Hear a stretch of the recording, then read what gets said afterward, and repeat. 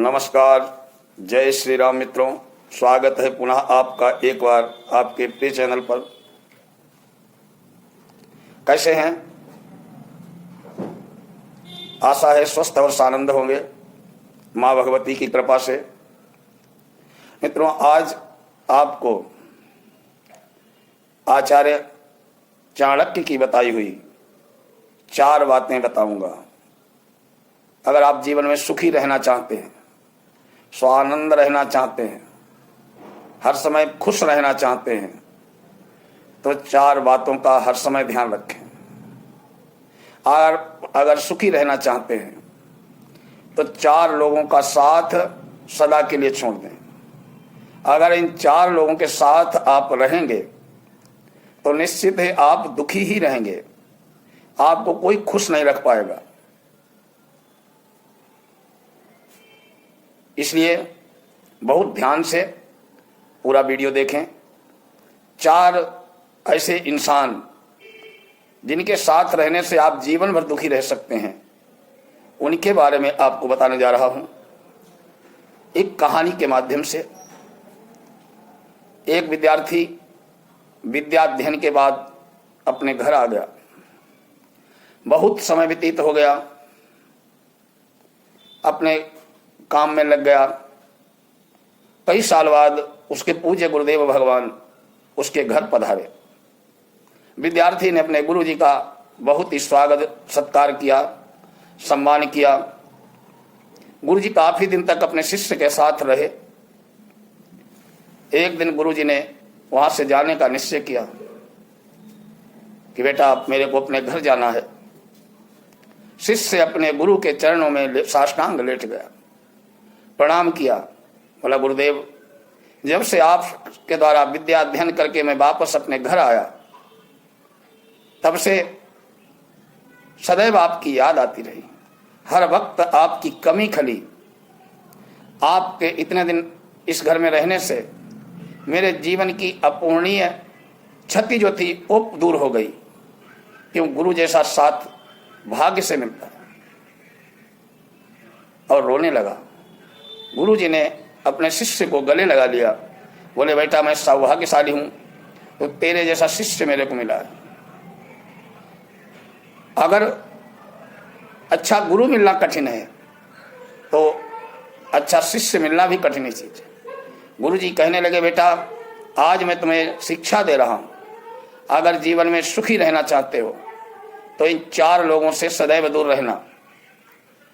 गुरु जी कहते हैं, पहला, जो ईश्वर के निंदक हों, ईश्वर की निंदा करते हों। ईश्वर की निंदा कौन करता है? जरा सा कष्ट आ गया, खुद कुछ अपना दिमाग लड़ाएंगे नहीं।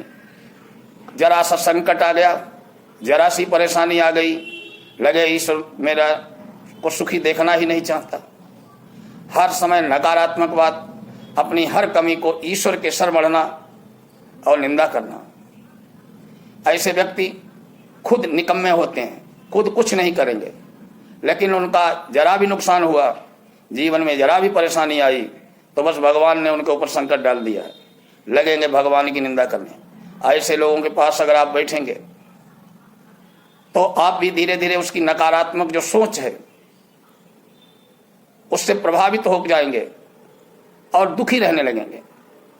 इसलिए कभी भी ईश्वर की निंदा करने वाले व्यक्ति के पास बैठो न।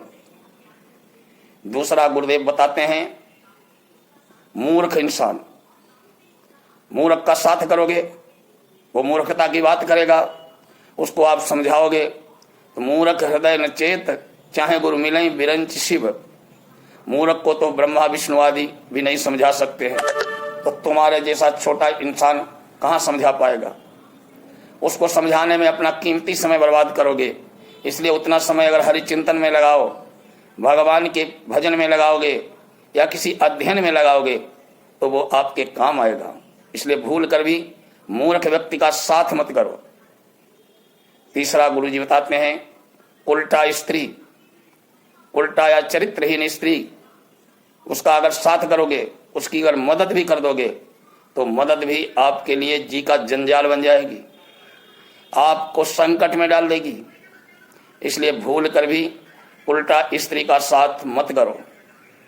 चौथा बताते हैं गुरुजी, मूर्ख शिष्य या मूर्ख पुत्र के साथ, पुत्र अगर मूर्ख निकल जाए तो वो आपकी जिंदगी को नरक बना देगा।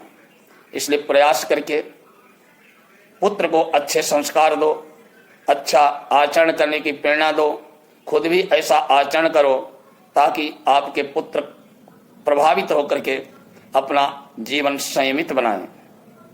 शिष्य, हर गुरु चाहता है कि हमारा शिष्य योग्य से योग्य हो जाए, दुनिया में नाम करे। गुरु तो प्रसन्न ही अपने शिष्य से पराजित होकर होता है। अगर शिष्य कितना भी ऊंचा हो जाएगा, गुरु का नाम भी उतना ही ऊंचा होगा। लेकिन अगर शिष्य मूर्ख हो गया या पुत्र मूर्ख हो गया, तो शिष्य अगर मूर्ख है तो उल्टी अर्थ निकालेगा, शास्त्रों के उल्टे अर्थ निकालेगा, मनमानी करेगा और उससे बदनामी होगी गुरु की। पुत्र अगर मूर्ख है, मूर्खता के काम करेगा तो पिता का जीवन कष्ट में बनाएगा। ऐसे चार लोगों को का साथ कभी भी भूल कर नहीं करना चाहिए। अगर आप आनंद रहना चाहते हैं, प्रसन्न रहना चाहते हैं, खुश रहना चाहते हैं अपने जीवन में, तो चार लोगों का साथ सदा के लिए छोड़ दो।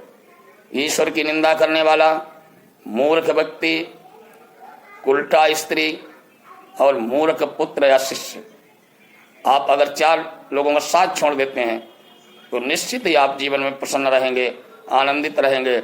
ओम नमः शिवाय। आशा है आपको ये कहानी अच्छी लगी होगी। आगे फिर मिलेंगे किसी ऐसी ही कहानी के साथ। ओम नमः शिवाय।